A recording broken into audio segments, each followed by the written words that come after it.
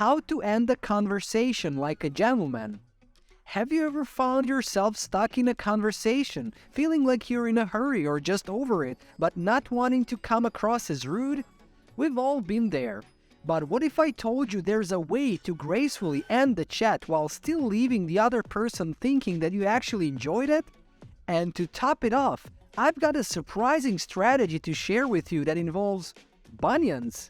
Yes, you heard that right. So stick around and let's learn how to close a conversation like a true gentleman and make it surprisingly interesting. 1. The positive comment. Imagine this, you're chatting with your friend Janice and she starts going on and on about her foot problems like bunions and hammer toes. In your head you're thinking, I don't really care about this. But hold on, here's a trick to make her feel like you're actually interested and paying attention. Repeat her name and say something positive about the conversation like, Janice, I never knew bunions could be so interesting. Thanks for sharing. It's a great way to gracefully end the conversation without being rude and leaving her thinking, wow, he really enjoyed hearing about my feet.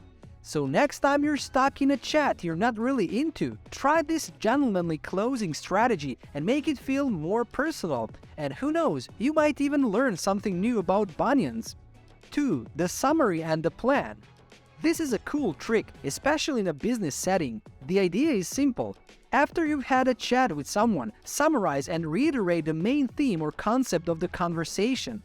This lets the other person know that the chat was a success because the whole point of talking is to get your ideas across, right? But it doesn't end there. The next step is to make a plan. Maybe you say something like, I'll email you tomorrow about some thoughts, or let's catch up next week, I'll give you a call. This plan not only wraps up the conversation nicely, but it also sets up future action steps. The summary plan close is perfect for business because it shows that you're organized and serious about following through with your ideas. So next time you're wrapping up a meeting or chat, give this strategy a try and see the difference it makes. 3. Excuse. Do you ever find yourself in a conversation that just seems to drag on and on? Maybe you're in a hurry but don't want to come across as rude. That's where the excuse clause comes in. The idea is simple. Let the person know that you've got to go, not because you didn't enjoy the chat, but because you have something urgent to attend to. For example, I gotta get back to work, you're gonna get me in trouble. And here's the key, make sure your excuse is believable. You don't want to say something like, my pet unicorn needs me, and make them think you're making it up. Instead, go for something like, I had a burrito and it's not agreeing with me, I better run. It's a polite way to wrap up the conversation without offending anyone. So next time you're stuck in a chat you can't wait to get out of, try this gentlemanly conversation closing strategy and get yourself out of there smoothly. 4. The handoff. Have you ever found yourself trapped in a conversation that just won't end?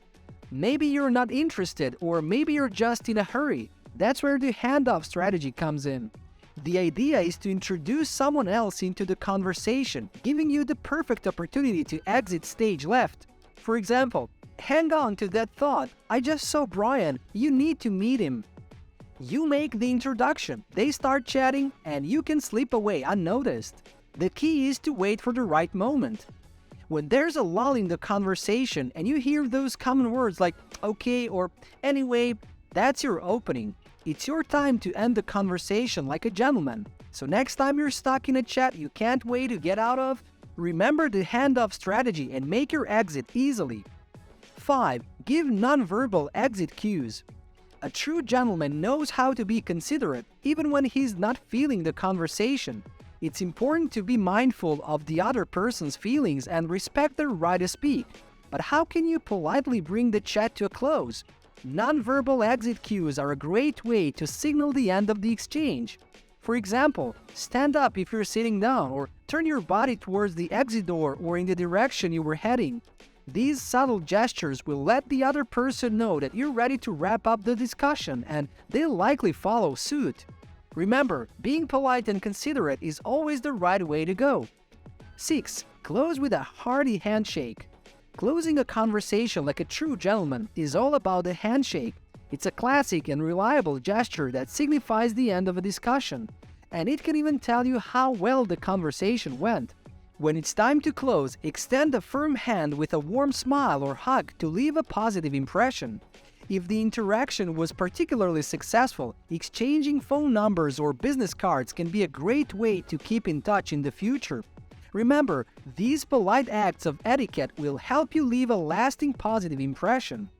7. Invite the person to do something with you. Another great way to end a conversation without leaving your conversation partner feeling abandoned is by offering to do something together.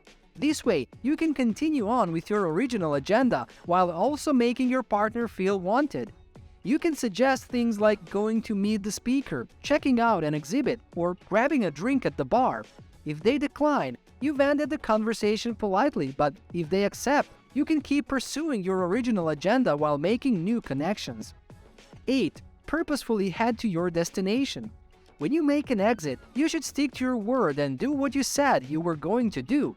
If you tell someone you need to find a seat before class starts, don't start chatting with someone else just 10 feet away. Your conversation partner will feel dished and know you lied to them. If you say you need to talk to someone else, make sure you actually do so, or people will notice you wandering aimlessly around. In case of an unwanted conversation, follow George Plimpton's example and carry 2 drinks and politely excuse yourself by saying you need to deliver the other drink. Using these methods can prevent awkwardness and hurt somebody's feelings and also solidify a connection you hope to revisit.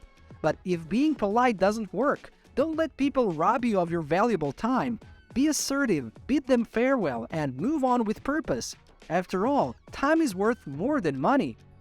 This brings us to the end of today's video. Don't forget to like and subscribe, and make sure to hit the bell button so you can get notified whenever there's a new video with tips on how to look suave.